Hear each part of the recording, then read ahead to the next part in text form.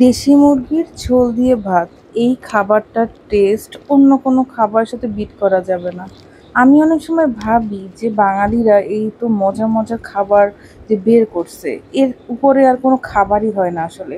এই যে ঝোল ঝোল মুরগি, তারপর ভাত, একটু আলু, কাঁচামরিচ, পেঁয়াজ, এত মজা মানে বলার বাহিরে। আজকে আমি রান্না করতেছি আলু দিয়ে দেশি মুরগির ঝোল। আর এটা অনেক ইজি, আপনারা সবাই রান্না করতে পারেন। আমি কিভাবে করি সেটাই আপনাদের সাথে শেয়ার করব আজকে। সো ভিডিওটা যদি ভালো লাগে অবশ্যই আমার সাথে থাকবেন। শুরুতেই আমি চুলোতে একটা কড়াই বসিয়ে দিয়েছি, এখন পরিমাণ মতো সরিষার তেল দিয়ে দিলাম। আর এখানে আমি জিরা আর হচ্ছে পেঁয়াজ এটা বেটে নিয়েছিলাম, আর দেখতেই পাচ্ছেন যে এটা দেওয়ার পরে কিভাবে মানে তেল ছিটে উঠতেছিল। তারপর দিয়ে দিলাম কিছু গরম মশলা, এলাচ আর লবঙ্গ। তারপর দিয়ে দিলাম হলুদ, আদা রসুন পেস্ট, তারপর হচ্ছে মরিচের গুঁড়া পরিমাণ মতো সব কিছু দিয়েছি। তারপর দিয়ে দিলাম পরিমাণ মতো লবণ। আর এখন মশলাটা ভালোভাবে কষাতে হবে। আর কষানোর জন্য আমি একটু পানি দিয়ে দিলাম, তারপর আমি এটাকে ভালোভাবে নেড়েচেড়ে ঢাকনা দিয়ে দিলাম।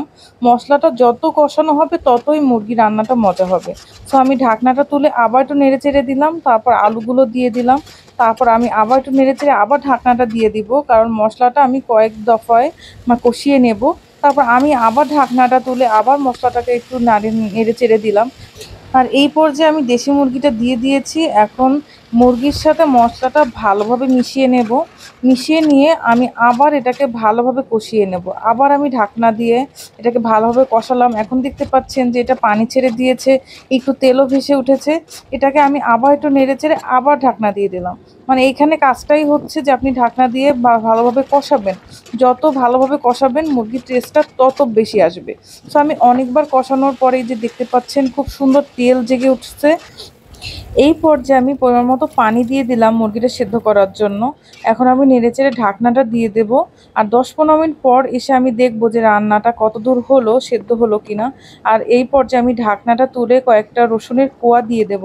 আসলে দেশি মুরগিতে রসুনে মানে আস্ত রসুন দিলে অনেক মজা লাগে। সো আমি যখন বড় রসুন ইউজ করতেছি, সো আমি কোয়াগুলো ছিঁড়ে ছিঁড়ে দিয়ে দিলাম। সো এই পর্যায়ে আমি ঢাকনাটা তুলে আমি চেক করে দেখতেছি যে রান্নাটা কতদূর হলো, আলুটা সিদ্ধ হলো কিনা। সো আলু সেদ্ধ হয়ে গেছে, রান্নাটাও হয়ে গেছে, আর ঝোলটাও খুব সুন্দর আছে। মানে এই এতটুকু ঝোলে আমি রাখবো। আর এই পর্যায়ে আমি একটু গরম মশলা দিয়ে দিলাম। এখানে হচ্ছে টালা জিরা আর সব ধরনের গরম মশলা আমি তেলে এটা ব্লেন্ড করে নিয়েছিলাম, সেটা দিয়ে দিলাম লাস্ট পর্যায়ে। আর এটা দিলে এত সুন্দর একটা ঘ্রাণ আসে, মানে বলার মতো না। সো লাস্ট পর্যায়ে আপনারা দেখতেই পাচ্ছেন যে রান্নাটা কতটা সুন্দর হয়েছে, উপরে তেল ভেসে উঠছে। আর এরকম একটা দেশি মুরগি দিয়ে ভাত খেলে ও সেই শান্তি লাগে, সেই শান্তি লাগে। আর এর উপরে আমার মনে হয় কোনো রান্না নাই আর খাবারও নাই, মানে এরকম মানে কয় প্লেট ভাত যে খেয়ে ফেলা যাবে বলার মতো না। হ্যাঁ, দেশি মুরগি, আলু, পেঁয়াজ, কাঁচামরিচ, মানে অন্যরকম একটা কম্বিনেশন। যার যার দেখে মানে লোভ লাগতেছে, কিছু করার নাই আসলে। আপনারা যদি চান আমার বাসায় এসে খেয়ে নিতে পারেন, আর যদি আপনারা চান আপনারা সুন্দরভাবে এভাবে আমার মতো করে রান্না করে ফেলতে পারেন। ভিডিওটা এডিট করতে বসে আমারই অনেক লোভ লাগতেছে, মনে হচ্ছে যে এখন আমি পেলে প্রায় 2 প্লেট ভাত খেয়ে ফেলতাম এত মজার তরকারিটা দিয়ে। সো আজকের ভিডিওটা এই পর্যন্তই। সবাই আল্লাহর রহমতে ভালো থাকবেন, সুস্থ থাকবেন। আর আর আমার ভিডিওগুলো যদি আপনাদের ভালো লাগে অবশ্যই আমার পেজ এটা লাইক, কমেন্ট অ্যান্ড সাবস্ক্রাইব করে আমার পাশে থাকবেন। আল্লাহ হাফেজ।